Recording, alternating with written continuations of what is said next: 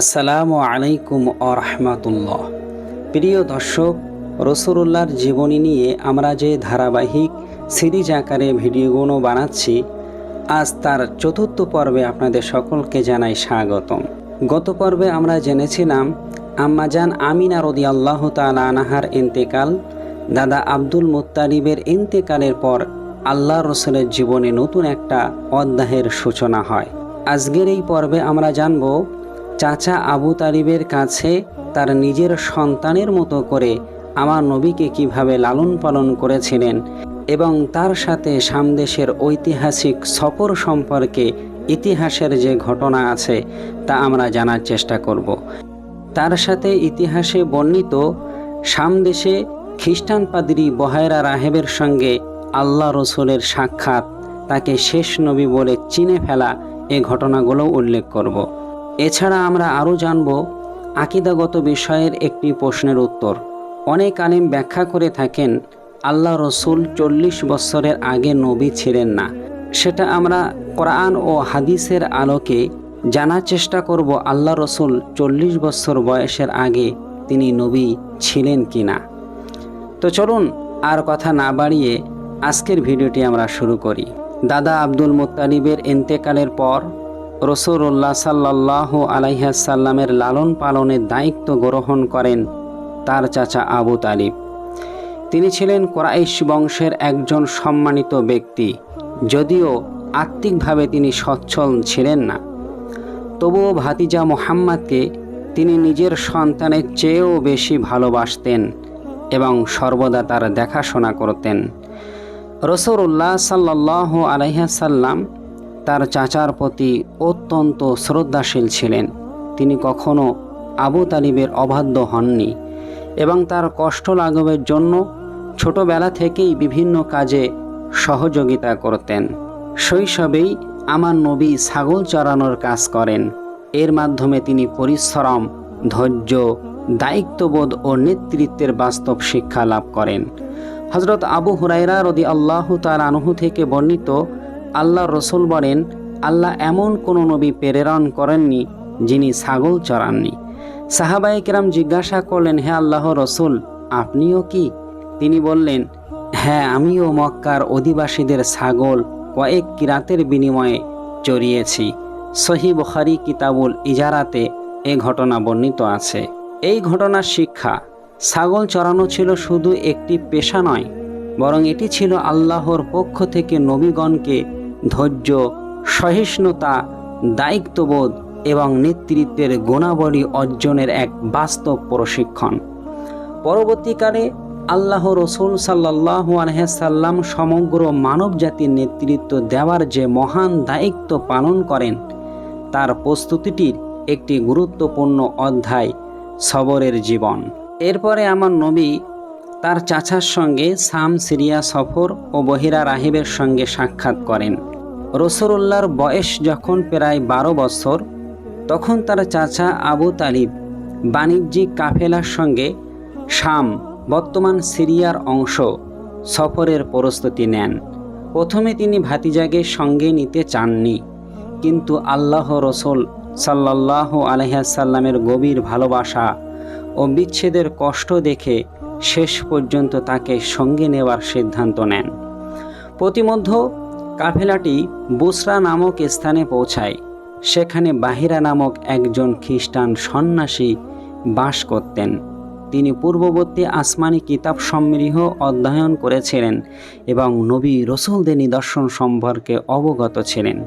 বাহিরা লক্ষ্য করলেন কাফেলার মধ্যে এক বালককে মেঘ ছায়া দিচ্ছে।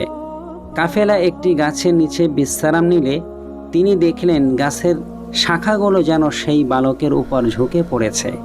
এসব নিদর্শন দেখে তিনি সমগ্র কাফেলাকে আহারের জন্য আমন্ত্রণ জানান। সেখানে উপস্থিত হয়ে তিনি বালক মুহাম্মদ সাল্লাল্লাহু আলাইহি সাল্লামকে গভীরভাবে পর্যবেক্ষণ করেন এবং তার শরীরে নবুয়াতের কিছু নিদর্শন দেখতে পান। এরপর তিনি আবু তালিবকে জিজ্ঞাসা করেন, এই বালক আপনার কে? তিনি বললেন, এ আমার পুত্র। বাহিরা বললেন, না, তার পিতা জীবিত থাকার কথা নয়। তখন আবু তালিব বললেন, তিনি আমার ভাতিজা। তার পিতা তার জন্মের পূর্বেই ইন্তেকাল করেছেন। একথা শুনে বাহিরা বলেন, আপনি তাকে দ্রুত মক্কায় ফিরিয়ে নিয়ে যান। আমি আশঙ্কা করছি আহলে কিতাবের কিছু লোক যদি তার পরিচয় জানতে পারে তবে তারা তার ক্ষতি করার চেষ্টা করতে পারে। আবু তালিব বহিরার উপদেশ গ্রহণ করেন এবং আল্লাহ রসুলকে নিয়ে দ্রুত মক্কায় ফিরে আসেন। প্রসিদ্ধ সিরাত গ্রন্থে আরও বর্ণিত আছে যে কাফেলা যখন বুসরার দিকে অগ্রসর হচ্ছিল তখন একটি মেঘ সর্বদা রাসূলুল্লাহর উপর ছায়া বিস্তার করছিল। কাফেলা একটি গাছের নিচে বিশ্রাম নিলে বহিরা লক্ষ্য করেন গাছের ডালপালাগুলো যেন রাসূলুল্লাহ সাল্লাল্লাহু আলাইহি সাল্লামের উপর নুইয়ে পড়েছে এবং তাকে ছায়া দিচ্ছে। এসব অসাধারণ নিদর্শন তার দৃষ্টি আকর্ষণ করে। সিরাতকারগণ আরও উল্লেখ করেছেন যে বাহিরা তাওরাত ও ইনজিল বর্ণিত শেষ নবীর বৈশিষ্ট্যর সঙ্গে মুহাম্মদ সাল্লাল্লাহু আলাইহি সাল্লামের বৈশিষ্ট্যর মিল খুঁজে পান। বিশেষ করে তার চরিত্র, তার চেহারা, নবুয়াতের মোহর এবং আল্লাহর বিশেষ হেফাজতের নিদর্শন দেখে তিনি নিশ্চিত হন যে এ বালক ভবিষ্যতে শেষ নবী হিসাবে আবির্ভূত হবেন। এই ঘটনা থেকে আমাদের জন্য শিক্ষা, আল্লাহ তাআলা নবুয়াত ঘোষণার বহু বছর আগেই তার প্রিয় নবী সাল্লাল্লাহু আলাইহি সাল্লামকে নিজের বিশেষ হেফাজতে রেখেছিলেন। পূর্ববর্তী আসমানি কিতাব সমূহে শেষ নবীর আগমনের সুসংবাদ ও কিছু নিদর্শন উল্লেখ ছিল। এ কারণেই আহলে কিতাবের কিছু জ্ঞানী ব্যক্তি তাকে চিনতে সক্ষম হয়েছিলেন। রাসূলুল্লাহ সাল্লাল্লাহু আলাইহি সাল্লামের জীবনের প্রতিটি পর্যায় আল্লাহর তত্ত্বাবধানে অতিবাহিত হয়েছে। এখন আসি আমরা সেই আলোচনায় 40 বছর আগে আল্লাহ রসুল নবী ছিলেন কিনা। আল্লাহ তাআলা সূরা আলে ইমরানের 81 নম্বর আয়াতের মধ্যে বলেছেন, আর স্মরণ করুন যখন আল্লাহ নবীদের কাছ থেকে অঙ্গীকার নিয়েছিলেন যে আমি তোমাকে কিতাব ও হিকমত দান করার পর তোমাদের কাছে একজন রসুল আসবেন যিনি তোমাদের কাছে যা আছে তার সত্যায়ন করবেন। তখন তোমরা অবশ্যই তার প্রতি ঈমান আনবে এবং তাকে সাহায্য করবে। ব্যাখ্যা, এই আয়াত থেকে বোঝা যায় আল্লাহর রসুল মুহাম্মদ সাল্লাল্লাহু আলাইহি সাল্লামের আগমন পূর্ববর্তী নবীদের যুগেই আল্লাহর পরিকল্পনার অন্তর্ভুক্ত ছিল। আল্লাহ তাআলা কোরআনে হযরত ঈসা আলাইহিস সালামের বক্তব্য উল্লেখ করেছেন। সূরা সফের 6 নম্বর আয়াতে বর্ণিত আছে, নবী ঈসা বলছেন, আমার পরে একজন রসুলের সুসংবাদদাতা হিসাবে যার নাম হবে আহমাদ।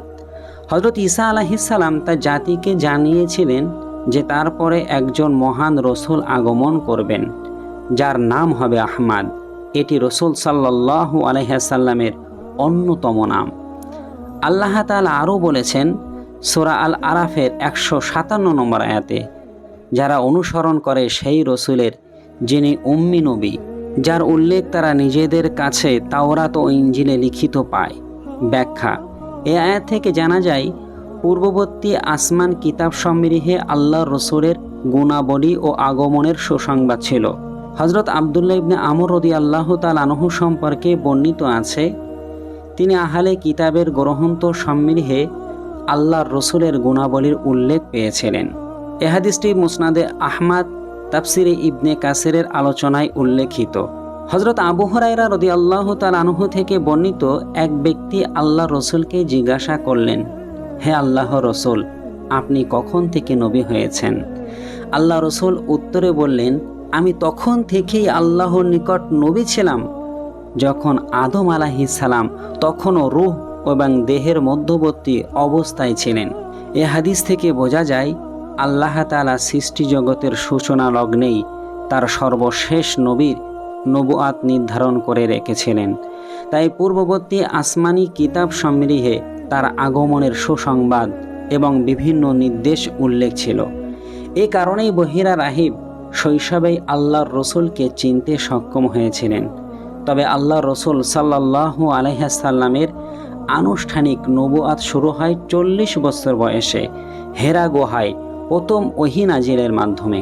হযরত ইরবাজ বিন সারিয়া রাদিয়াল্লাহু তাআলা আনহু থেকে বর্ণিত, নবী সাল্লাল্লাহু আলাইহি সাল্লাম ইরশাদ করেন, নিশ্চয় আমি আল্লাহর নিকট সর্বশেষ নবী হিসাবে লিপিবদ্ধ ছিলাম।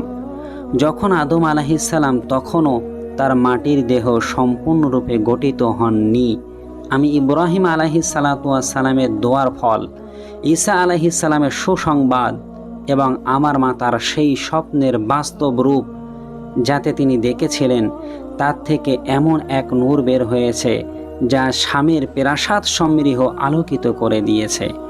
এ হাদিস থেকেও স্পষ্ট হয় যে আল্লাহ রসুল আগমন আল্লাহ তাআলা পূর্ব নির্ধারিত পরিকল্পনার অংশ ছিল এবং পূর্ববর্তী নবীগণও তার আগমনের সুসংবাদ প্রদান করেছিলেন। এই হাদিসটি মুসনাদে আহমদ শরীফের মধ্যে বর্ণিত আছে।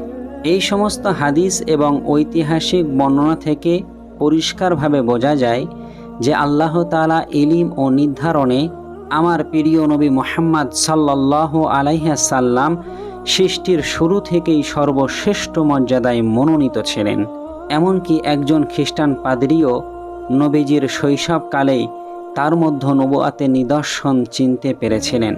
অথচ দুঃখের বিষয়, আমাদের কেউ কেউ এমনভাবে কথা বলেন যেন নবীজি 40 বছর বয়সে ওহী লাভ করার পূর্বে কোনো নবুয়াতের সম্পর্ক ছিল না।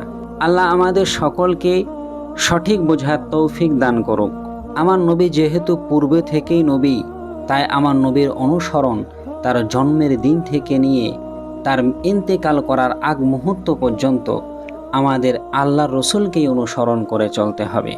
প্রিয় দর্শক, আল্লাহ রসুলের সিরাতের এই চতুর্থ পর্বটা আপনাদের কাছে কেমন লাগলো, কোন অংশটি ভালো লাগলো অবশ্যই কমেন্টের মধ্যে লিখবেন।